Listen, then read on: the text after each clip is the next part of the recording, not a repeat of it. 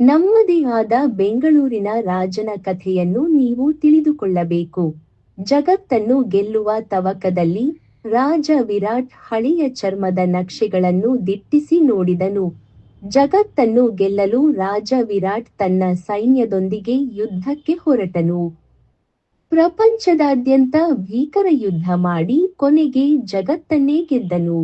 ಜಗತ್ತನ್ನು ಗೆದ್ದ ರಾಜನಿಗೆ ವಿಶ್ರಾಂತಿ ಪಡೆಯಲು ಮತ್ತು ತಿನ್ನಲು ಒಂದು ಸ್ಥಳ ಬೇಕಿತ್ತು. ಆದ್ದರಿಂದ ಅವನ ಪ್ರಯಾಣವು ತನ್ನ ತಾಯ್ನಾಡಾದ ಬೆಂಗಳೂರಿನ ಕಡೆಗೆ ಪ್ರಾರಂಭವಾಯಿತು. ಅವನು ತನ್ನ ರಕ್ಷಾಕವಚ ಸವೆದು ಹೋಗುವವರೆಗೂ ಓಡಿಸಿದನು. ಸುಸ್ತಾಗಿ ಸುತ್ತುತ್ತಿರುವಾಗ ಅವನ ಕಣ್ಣು ದೋಸೆ ಮಿತ್ರ ದ ಮೇಲೆ ಬಿತ್ತು. ಅಲ್ಲಿ ಅವನು ಮಸಾಲ ದೋಸೆ ತಿಂದನು ಮತ್ತು ಜಗತ್ತನ್ನು ಗೆದ್ದ ರಾಜ ದೋಸೆ ಮಿತ್ರದಿಂದ ರುಚಿಕರವಾದ ಮಸಾಲೆ ದೋಸೆಯಲ್ಲಿ ಕಳೆದು ಹೋದನು. ನೀವು ಕೂಡ ಬಂದು ಪಟ್ಟಣದ ಅತ್ಯುತ್ತಮ ದೋಸೆಯನ್ನು ಪ್ರಯತ್ನಿಸಿ.